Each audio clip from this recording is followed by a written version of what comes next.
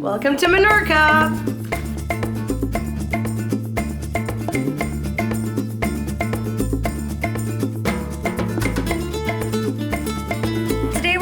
Which is one of the biggest towns on the island, and it turns out it's super picturesque. It's got these beautiful cobbled streets, really old buildings, churches, the whole shebang, and it's just really beautiful. Menorca's capital isn't huge, but there's a lot going on in the summer. Don't forget to try the local Shorigare gin and pomada, a mix of gin and lemonade, or just walk around and search for the best street art on the island.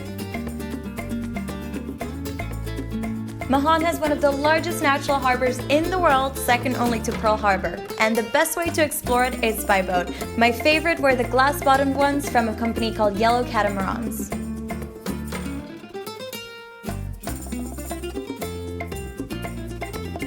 You can also catch a boat from Mahon Harbor to Isla del Lazaretto. The tiny island has a pretty dark history. It was used as a quarantine for people with leprosy, yellow fever, and other dangerous diseases throughout the 19th century. But don't worry, that's all in the past, and all that remains are beautiful views. We are driving around today, checking out some of the beaches, and this one was beautiful. Have a look.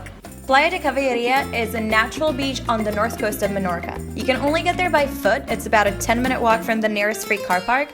Don't forget to bring water and snacks though, because there are no shops or restaurants here.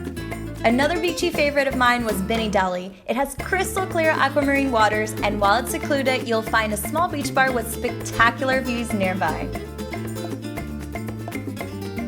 Oh, Cittadella. This was by far my favorite town on the island. I mean, just look at it.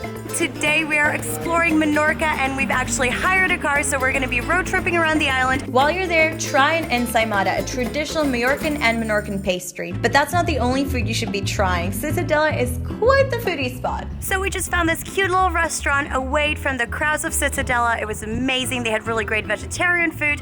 And then we realized they had a rooftop. And the rooftop has one of the most amazing views over Cittadella that you can possibly imagine.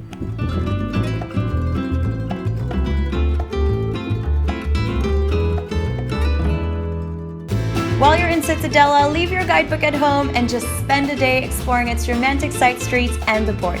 But do bring your camera.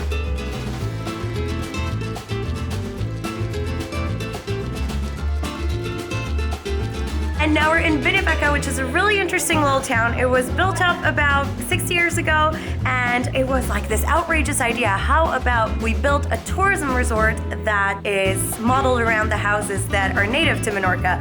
And the result was amazing because all the kind of south bit of Menorca is now covered in hotels, yes, but they look traditional. They're whitewashed like this one behind me, and they don't really distract you from the original character of the place, which I think is really amazing. So it's now built as a fisherman's village, but it wasn't really that until the tourism started pouring in, and then some fishermen moved in. So it's interesting how it kind of went the opposite way of becoming more cultural almost.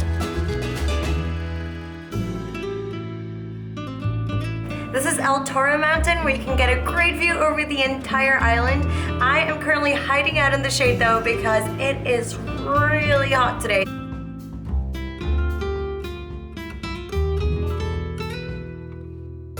Salgar is a purpose-built resort town, so not a place I'd normally seek out, but the nearby Cala Alcalfar beach is very peaceful with just one bar and one restaurant, and I especially love the rock formations next to it.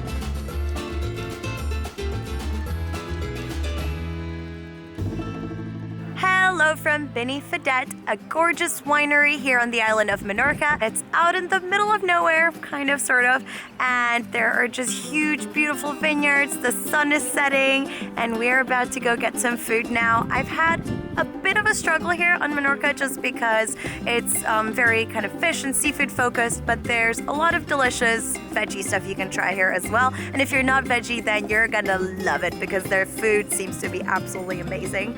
And finally, Cova d'en Choroi is probably the coolest bar on the island because where else can you enjoy a sundowner in a cave perched above the sea?